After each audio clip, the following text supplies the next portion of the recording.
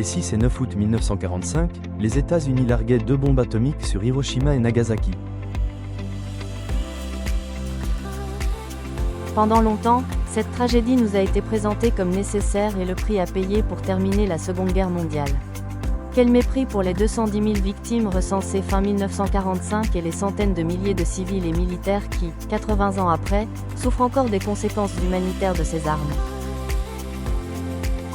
Depuis 80 ans, les citoyens du monde ont agi pour réduire les armes atomiques, les interdire et les éliminer. C'est possible, nous sommes sur la bonne voie. Nous sommes une centaine de Français à participer cette année aux différentes commémorations de cette catastrophe. Nous participons notamment à la conférence mondiale contre les bombes A et H, organisée par Gen Suikyo, une coordination d'ONG japonaises qui agissent de longue date pour la mémoire des Hibakusha et pour l'élimination totale des armes atomiques. Rejetées pendant longtemps par la société japonaise, les victimes n'avaient pas d'autre choix que de s'exprimer par le dessin. Seuls 9 pays possèdent encore des bombes atomiques. Ils en possèdent 12 000. C'est beaucoup, mais bien moins qu'au temps où plus de 75 000 têtes nucléaires menaçaient.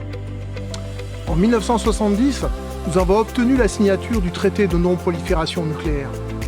Tous les pays du monde en sont signataires, à l'exception d'Israël, de l'Inde, du Pakistan et de la Corée du Nord qui s'en est retiré.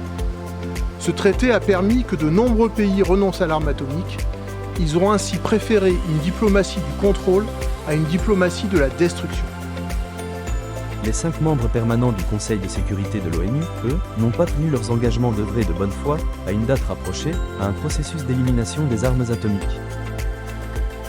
Avec l'ONU, avec des États partenaires comme l'Irlande, le Mexique, le Brésil, l'Autriche, le Vatican, avec des ONG du monde entier, comme la Croix-Rouge internationale, nous avons élaboré un traité d'interdiction des armes nucléaires.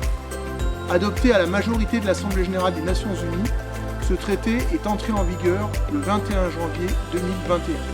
Il fait maintenant force de loi internationale.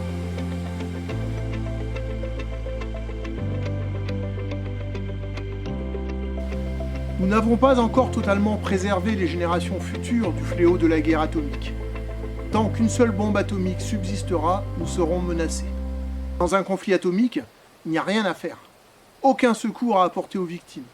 Les médecins sont dans le même état que leurs patients. Les infrastructures de transport ou de communication sont inopérantes. La baisse des températures, due à la barrière que forment les nuages de fumée chargés de particules radioactives, ont des conséquences graves sur les cultures qui amènent à une famine généralisée. C'est ce qu'on appelle l'hiver nucléaire. À quoi sert de consacrer autant d'argent à une arme illégale, immorale, coûteuse et militairement inutile ? Pourquoi consacrer autant d'argent à préparer la guerre et si peu à cultiver la paix ? Depuis Hiroshima, la centaine de Français représentatifs de la population française, de la diversité de ses territoires et de ses générations, nous lançons un appel au président de la République pour que la France s'engage dans le processus d'élimination des armes atomiques actuellement en cours dans le monde. Monsieur le Président, ôtez-vous la bombe du crâne. Prenez la tête de l'engagement des 9 puissances atomiques dans le traité d'interdiction des armes nucléaires. Ce serait une très grande initiative, digne des plus grands engagements de notre pays dans l'histoire du monde. Nous comptons sur vous.